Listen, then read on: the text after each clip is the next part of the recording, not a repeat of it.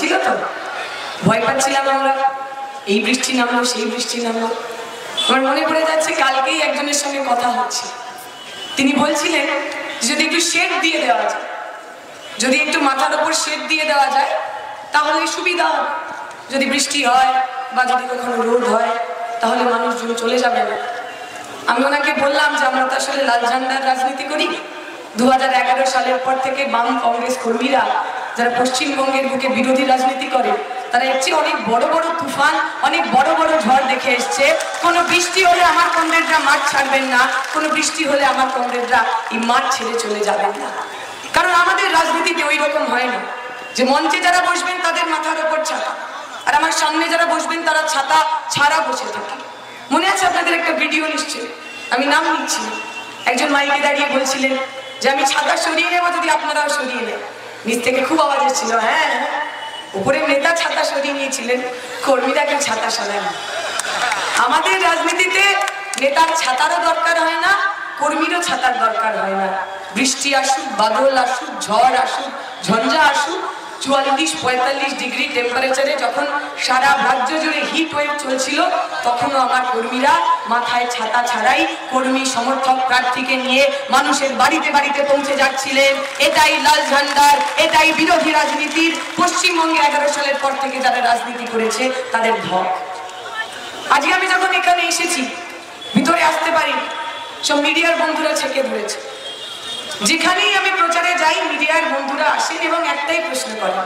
আমি ওদের বললাম যে আমি ক্লান্ত হয়ে গেছি। কল্যাণ বাবু আজকে আপনার ব্যাপারে এই বলেছেন, আপনি কি বলবেন? কল্যাণ বাবু বিমান বাবুর সম্পর্কে এই বলেছেন, আপনি কি বলবেন?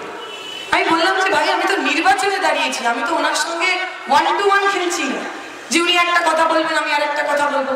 আমি তো ক্লাস 5-এ পড়িনি, আমরা তো লোকসভা নির্বাচনে দাঁড়িয়েছি। আমি শুনলাম উনি বলছেন বিমান বাবু সম্পর্কে, বিমান বোস তার ব্যক্তিগত জীবন মঞ্চে দাঁড়িয়ে বলেছেন, আপনারাও শুনেছেন নিশ্চয়ই। বিমান বাবুর ব্যক্তিগত জীবন নিয়ে কল্যাণ ব্যানার্জি কমেন্ট করছে, মানে ভেবে দেখুন। আমাদের এই বাংলা ভাষায় একটা কথা আছে না, এর কথা শুনলে ঘোড়ায়ও হাসবো, এইরকম একটা ব্যাপার রয়েছে। বিমান বসুর ব্যক্তিগত জীবন নিয়ে এই এলাকার এমপি কল্যাণ ব্যানার্জি মন্তব্য করছে। আমি বলছি আমি ওনার ব্যক্তিগত জীবন নিয়ে কিছু বলবো না। আমাদের রাজনীতি, আমাদের রাজনৈতিক শিক্ষা, আমাদের শিষ্টাচার, আমাদের পারিবারিক রুচি সেগুলো আমাকে অ্যালাউ করে। কিন্তু এই প্রশ্নটা আমাদের করতে হবে। প্রথম দিন থেকে আমরা কল্যাণ বাবুকে জিজ্ঞেস করছি, দাদা আপনি 15 বছর ধরে কি কাজ করেছেন একটু বলুন। 15 বছর প্রতি বছর আপনি 6 কোটি টাকা পেয়েছেন, কোথায় গেছেন সেই টাকা, কি করেছেন সেই টাকা দিয়ে? উনি এতগুলো দিন ধরে আমাদের প্রশ্নের একটারও উত্তর দিচ্ছেন। কখন আমার পিএইচডি নিয়ে পড়ে যাচ্ছে, কখনো আমার বাবা ঠাকুরদা মা তাদেরকে নিয়ে পড়ে যাচ্ছে। এখন যখন কোনো কিছু হচ্ছে না বিমান বসুকে নিয়ে পড়েছে। আমরা খালি ওনাকে বলছি যে সাধারণ মানুষকে আপনারা যতটা সাধারণ ভাবেন আসলে তারা তত সাধারণ নয়। এই সাধারণ মানুষের ভোটেই তো আপনি এমপি হয়েছেন। এই যে 15 বছর ধরে আপনি অপকর্ম করেছেন, কাজবাজ কিছু করেননি, মানুষ সব নোট করে লিখেছে। 20 তারিখ যখন ভোট দিতে যাবে 3 নম্বর বোতামে এত জোরে ওরা টিপবে, আপনার ওই চেয়ারে বসার স্বপ্ন, আপনার 15 বছরের অপকর্ম সমস্ত কিছু ধুয়ে মুছে সাফ হয়েছে। তৈরি হচ্ছেন মানুষ। আজকে সকালবেলা আমার বাড়ির সামনে দিয়ে ওনার প্রচার হয়েছে। আমার মা বলছিল এই যে আমরা তো বলি সৌজন্য শিষ্টাচারের কথা, এর আগেও আমার মনে আছে আমাদের মিছিল হচ্ছে, প্রচার হচ্ছে, আমার সামনে তৃণমূলের কর্মীরা দাঁড়িয়ে আছেন। আমি মিথ্যে কথা বলবো না, একদম আপনাদের সামনে পাবলিকলি বলছি। কখনো কোনোদিনও কোনো সাধারণ তৃণমূল সমর্থকের পক্ষ থেকে আমাকে কিচ্ছু শুনতে হয়। হয়তো স্লোগান হয়েছে, ওরা ওদের স্লোগান দিয়েছে, আমরা আমাদের স্লোগান দিয়েছি। আমি হাত জোড় করে নমস্কার করেছি, প্রত্যুত্তরে ওনারাও নমস্কার করেছে। এটাই তো হওয়া উচিত, ন্যাচারাল, সাধারণ, সৌজন্য। কারণ রাজনীতিবিদ হওয়ার আগে আমরা সবাই মানুষ, প্রতিবেশী, শ্রীরামপুর এলাকার সাধারণ মানুষ। আজকে আমি মায়ের মুখে শুনলাম আমাদের বাড়ির সামনে দিয়ে যখন কল্যাণবাবু গেছেন তার ঠিক আধ ঘন্টা আগে থেকে বাইরে থেকে 10-15 জন মহিলাকে তারা আমার বাড়ির সামনে দাঁড় করিয়ে রেখেছে যে কল্যাণবাবু বাড়ির সামনে দিয়ে আসবেন, তাকে আমার বাড়ির সামনে দিয়ে তারা ফুল ছুঁড়বে, আমার বাড়ির সামনেই মালা পরা। মানে ভেবে দেখুন, আমার পাড়ায় 3টে লোককে ওরা জোগাড় করতে পারেনি, বাইরে থেকে লোক নিয়ে আসতে হচ্ছে, সেটা আলাদা ব্যাপার। এখন এই কথা শুনে আমার এসএফআই এর কর্মীরা খুব রেগে গেছে, বলছে দিদি আমরাও এটার বদলা নেব। কি করবি? বলছে আমরাও সবাই মিলে যাব কল্যাণ ব্যানার্জির বাড়ির সামনে, তোমাকে গিয়ে মালা দেবো। বললাম ঠিক আছে, ভালো কথা, কিন্তু কল্যাণবাবুর বাড়ি কোথায়? শ্রীরামপুরে। এখন মালা পরার জন্য আমি কলকাতায় যেতে পারবো না স্যার, আমি এসে ভাই ওদের বুঝিয়ে বললাম যে দেখ আর তো কটা দিন, 4 তারিখ পর্যন্ত একটু কষ্ট করে নে, তারপর তো শ্রীরামপুর থেকে যাদবপুর, উত্তরবঙ্গ থেকে দক্ষিণবঙ্গ, সব জায়গায় আমরা লাল আবির খেলবো আর ফুলের মালাই পরবো, তাই এখন কষ্ট করে আমি আর কলকাতা যেতে পারবো। আমরা বলছি যে সৌজন্য, যে শিষ্টাচার, যে মানুষ বাড়িতে বসে আমাদের কথা শুনছে। দুপুরবেলায় তৃণমূলের মিটিং হয়েছে, শুনেছেন আপনারা তাদের কথা। এর আগে আমার এখানে যারা বক্তব্য রাখলেন, বামফ্রন্টের নেতৃত্ব বক্তব্য রেখেছেন, জাতীয় কংগ্রেসের নেতৃত্ব বক্তব্য রেখেছেন, আপনারা তো কানে শুনে তফাৎ করতে পারবেন কোন সভাটা তৃণমূলের আর কোন সভাটা আমাদের বাম কংগ্রেস জোটের। আপনারা কানে শুনে পার্থক্যটা করতে পারবেন কোন সভা থেকে কি কথা বলা হয়। ওদের নির্বাচনী প্রচারে কিচ্ছু থাকে না, একে গালিগালাজ করছে, এর নামে বাজে কথা বলছে, তার নামে ব্যক্তিগত আক্রমণ করছে, কোনো রাজনীতির কথা না। আর আমার এখানে কর্মীরা কি বললেন শুনুন, আমার এখানে নেতারা কি বললেন শুনুন। ইউপিএ 1 এর সাফল্যের কথা বললাম, 100 দিনের কাজের কথা বললাম, right two education act, right two information act, বনের অধিকারের আইনের কথা বললাম, গঠনমূলক কথা বলছি আমরা। শ্রীরামপুর কেন্দ্রে কি কি করতে চাই তার ম্যানিফেস্টো নিয়ে এসেছি আমরা। আমরা বলছি 100 দিনের কাজ, 200 দিন, 600 টাকা প্রতিদিনের মজুরি, রাজবলহাটে তাঁত সংরক্ষণ কেন্দ্র, বাঁকুড়াতে জড়ি শিল্পের সংরক্ষণ কেন্দ্র, জড়ি আড়ি শিল্পীদের জন্য হাত। এই কলকাতার বুকে বা এই শহরাঞ্চলের যে অঞ্চলগুলো রয়েছে সেখানে ডেলিভারি কর্মী, গিগ ওয়ার্কার, তাদের জন্য বিশ্রামাগার, মহিলা টোটো চালক, মহিলা রিক্সা চালক, তাদের জন্য স্নানাগার। আমরা এই কথাগুলো বলছি, আর ওরা কি কথা বলছে। কল্যাণবাবু আজকে শুনলাম নাকি বলেছেন যে এখানকার ওনার হাঁটুর বয়সী একটি মেয়ে, ওনার প্রতিদ্বন্দ্বী যে প্রার্থী, তিনি নাকি নতুন বোতলে পুরনো মদ, আবার উনি নিজেও তার ব্র্যান্ড ঠিক করে দিয়েছেন, কমরেড জেএনইউ।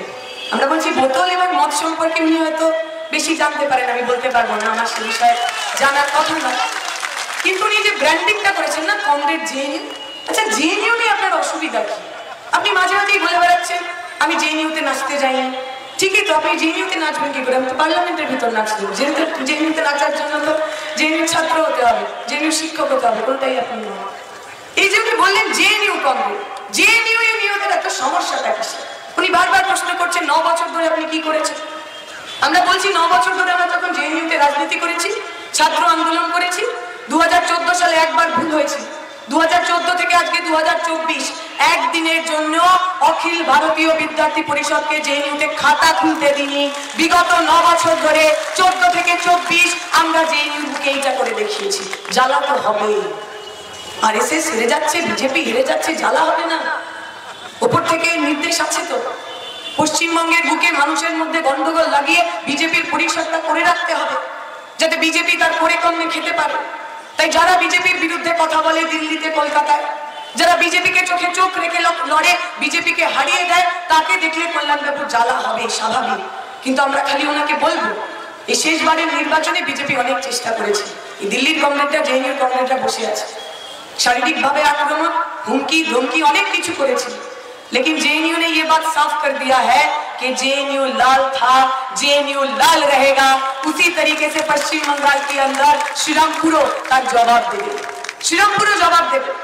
আমরা বলছি যে কথাবার্তা উনি বলেছেন, যে গালিগালাজ উনি করেছে, তার বিপরীতে আমরা একটা স্লোগান দেবো, আমার কংগ্রেসরা গলা মেলাবেন, মেলাবেন তো?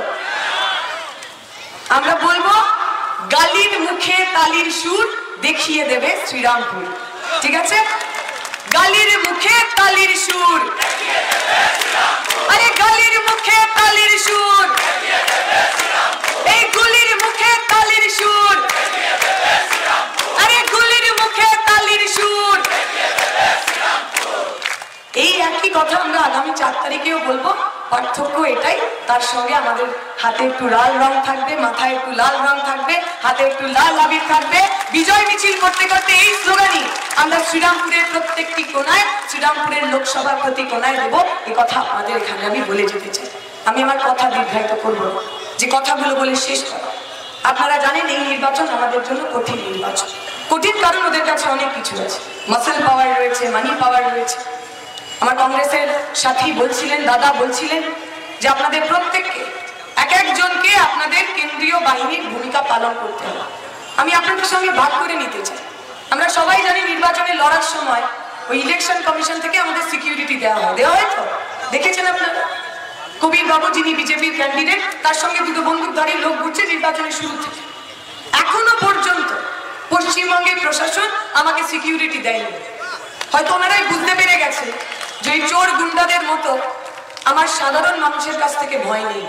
এই সাধারণ মানুষ যারা আমার সামনে বসে আছেন, আপনারাই আমার সিকিউরিটি, আপনারাই আমার নিরাপত্তা, আপনারাই আমার পরিবার, আপনারাই আমার অভিভাবক। আমি জানি কালকে আমি যদি প্রচারে গিয়ে কোথাও কোনো তৃণমূল কর্মীর, কোনো তৃণমূল নেতার দ্বারা আক্রান্ত হই, আমার কমরেডরা, মারা, ভাইরা, বোনেরা আমাকে আগলে রাখবেন, বুকে জড়িয়ে রাখবেন, এতটুকু আজ আমাদের কোথাও লাগতে দেবেন না।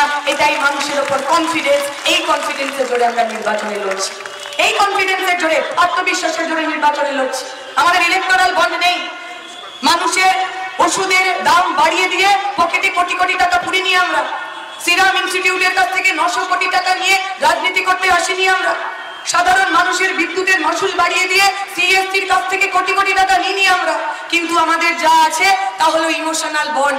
এই ইমোশনাল বন্ড কোনো বাজারে কিনতে পাওয়া যায় না। এই ইমোশনাল বন্ড কারোর বাবার সাধ্য নেই আমাদের কাছ থেকে কেড়ে নেয়। তাই আপনাদের সমর্থনে, আপনাদের ভালোবাসায় এবারের নির্বাচনে আমরা পথে নেমেছি, সঙ্গে নেমেছি। আমি আশা করব এই অঞ্চলের মানুষ আগামী দিনে যখন ভোট করতে যাবেন, আপনার বাড়ির ছেলে মেয়েটার মুখের দিকে তাকিয়ে ভোট করবেন। আপনার যদি মনে হয় তৃণমূল বিজেপি যে ভাষায় তারা কথা বলে, যে ধর্মের রাজনীতি তারা করেন, ধর্মের নামে, জাতের নামে, সেই রাজনীতিতে আপনার সায় আছে, অবশ্যই ওদের ভোট করবেন। আমরা ভোটে বাধা দেব না। আমরা চাইবো যে মানুষের জাতি পছন্দ সে তাকেই ভোট দিন। কিন্তু আপনি যদি তৃণমূলের সমর্থক হন, বিজেপির সমর্থক হন, কিন্তু আপনার বাড়ির ছেলেটার মুখের দিকে আপনিও তাকাতে পারছেন না। 2014 সালে টেট পাস করেছে, 2024 এখনো চাকরি পায়নি। বিটেক পড়িয়েছিলেন আপনি লোন নিয়ে, আজকে সেই ছেলেটা চাকরি না পেয়ে বাড়িতে বসে রয়েছে, টিউশনই পড়াচ্ছে। আপনি যদি ওর মুখের দিকে না তাকাতে পারেন, তাহলে কাস্তে হাতুড়ি তারা চিহ্নে ভোট করুন। আমার শ্রমিক, কলকারখানার মজদুররা, যারা বন্ধ কলকারখানার শ্রমিক, মাসে 800 টাকা, 1000 টাকা পান। আমরা বলছি ওই ভিক্ষে আমাদের চাই না, অধিকার চাই, অধিকার। পেনশন ন্যূনতম 7000 টাকা করতে হবে। এই দাবি যদি আপনার হয়, আপনি কাস্তে হাতুড়ি তারা চিহ্নে ভোট করবেন। আমরা বলছি বন্ধ কলকারখানার শ্রমিক, লাখ লাখ টাকা পিএফ গ্র্যাচুইটি পেনশন যিনি পাননি, আপনার ঘরের মেয়ে, আপনার শ্রমিক মহল্লার মেয়ে কাস্তে হাতুড়ি তারা চিহ্নে ভোটে যদি পার্লামেন্টের ভিতরে যায়, আমি এতগুলো মানুষের সামনে শপথ করছি, আপনার এমপি লড়ে যাবে, মরে যাবে, তবু আপনার অধিকারের কথা বলা থেকে সরে আসবে না। আপনি পক্ষ নেবেন, আপনি কাদের সঙ্গে থাকবেন। আপনি তৃণমূল করেন, বিজেপি করেন, আপনি মহিলা, আপনি দেখেছেন ওরা উনাওতে কি করেছে, হাতরাসে কি করেছে, আপনি দেখেছেন সন্দেশখালীতে কি হয়েছে, আপনি জানেন ওরা লক্ষ্মীর ভান্ডারের নামে 1000 টাকা দেবে, 1200 টাকা দেবে, আর রাত্রি 1:30টার সময় আমার বাড়ির মা বোনকে তুলে নিয়ে যাবে পার্টি অফিসে পিছে বানানোর জন্য। আপনি যদি না চান, আপনি যদি উত্তম, শিবু, শাহজাহান, ওদিকে বিজেপির ব্রিজভূষণ শরণ সিং এদের বিরুদ্ধে লড়াই করতে চান, তাহলে কাস্তে হাতুড়ি তারা আপনার একমাত্র বন্ধু।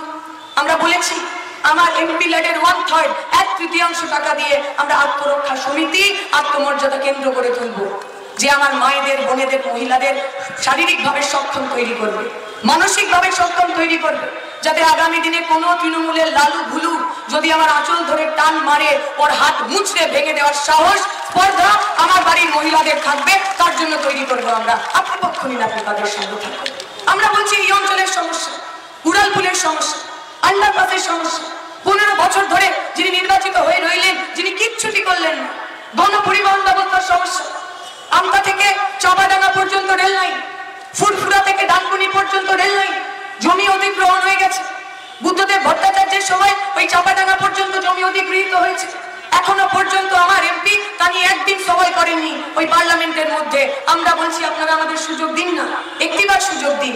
যদি আমরা ফেল করি, যদি আমরা ব্যর্থ হই, আপনি আবার একবার বদলে দেবেন। আমরা তো দেখেছি মায়েরা যখন রুটি করে, দেখবেন রুটির একটা দিক কখনো আগুনের উপর বেশিক্ষণ রাখে না, তাই না? উল্টাতে পাল্টাতে থাকে, কারণ যে দিকটা আগুনের উপর বেশিক্ষণ থেকে যায় সেই দিকটা পুড়ে যায়। সরকারটাও সেরকম, একটা লোক বেশি দিন চেয়ারে বসে থাকলে সেই লোকটাও আর কাজের কাজ কিছু করার মতো অবস্থায় থাকে না, তাই উল্টে দিন, পাল্টে দিন। গণতন্ত্রের এটাই নিয়ম। গণতন্ত্রে কোনো এলাকা কারোর পৈতৃক সম্পত্তি বাবার জমিদারি হয় না। মানুষের ভোটে জিতে আপনি এমএলএ এমপি হন, যদি মানুষের কাজ না করেন, মানুষেরই অধিকার আছে আপনার কান ধরে নিচে নামিয়ে দেওয়া। আমি আমার কথা দীর্ঘায়িত করবো না, শুধু দুটো কথা বলে শেষ। অনেক ব্যক্তিগত আক্রমণ হয়েছে, সেই ব্যক্তিগত আক্রমণের উত্তর নয়, কিন্তু আমার বয়স কম তো পুরোটা সংবরণ করতে পারছি। উনি দেখলাম একটা মিডিয়াতে এবং মাইকে দাঁড়িয়ে বলেছেন যে এত বছরেও দীপশিতার বিয়ে হলো না। এখন আমার প্রশ্ন হচ্ছে, আপনি তো অবসেসড কেন বিয়ে নিয়ে? কারোর বিয়ে হয়নি ওই জন্য তাকে ভোট দেবেন না, কেউ 2-3টে বিয়ে করেছে তাই তাকে গাড়ি থেকে নামিয়ে দেবেন, কারোর বিয়েটা টিকলো না ওই কারণে তাকে ভোট দেবেন না।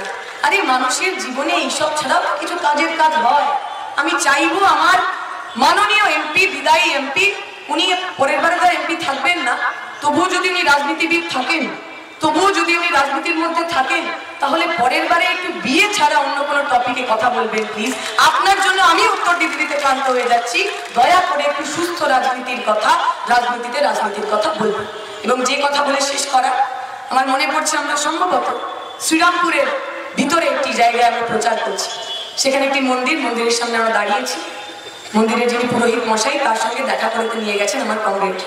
আমি নমস্কার করেছি, উনিও আমাকে প্রত্যুত্তরে আশীর্বাদ দিয়েছে এবং উনি বললেন যে আমার কিছু চাই না, আমার মন্দিরের কিছু চাই না, আমাদের কিচ্ছু চাই না। এই মন্দিরের যদি আমার কালকে কিছু করতে হয়, আমার ভক্তকুল রয়েছে, যারা এখানে আসেন, পুজো আর্চা করেন, ধর্ম নিয়ে তাদের বিশ্বাস আস্থা আছে। আমি যদি চাই কালকে ওদের অনুদানে, ওদের সাহায্যেই আমার মন্দির যেখানে যা গন্ডগোল হয়েছে আমি সব সারিয়ে নিতে পারবো। আপনি খালি ওই মানুষগুলো, যে মানুষগুলো আমার মন্দিরে আসেন ঠাকুরের সামনে হাত জোর করে তার ছেলে মেয়ের চাকরি, তার ছেলে মেয়ের ভালো থাকা, তার মা বোনের নিরাপত্তা চান, আপনি খালি ওদের দায়িত্ব নেবেন। ওইটুকু যদি আপনি করতে পারেন, আমি বুঝতে পারবো আপনি সঠিক পথে রয়েছেন, আপনি ধর্মের পথে রয়েছেন। আসুন আমি আর আপনি সেই ধর্মের কথা বলি যে ধর্ম মানুষের কল্যাণময়, সেই ধর্মের কথা বলি যে ধর্মে হানাহানি নেই, হিংসা নেই, যে ধর্ম মন্দিরে মসজিদে লড়াই না, যে ধর্মের আগুনে রাজনৈতিক দলগুলো ওদের রুটি সেঁকে না। আসুন সেই ধর্মকে বাঁচিয়ে রাখি, সম্প্রীতির বাংলাকে বাঁচিয়ে রাখার জন্য, উন্নত শ্রীরামপুর গড়ে তোলার জন্য, সমস্ত অকল্যাণের বিসর্জনে আগামী 3 তারিখ কাস্তে হাতুড়ি তারা চিহ্নে আপনারা আপনার ঘরের মেয়েকে দিল্লিতে আপনার কথা বলার জন্য পাঠাবেন। এই আশা ভরসা রেখে আমার বক্তব্য শেষ করবো। শুক্রিয়া।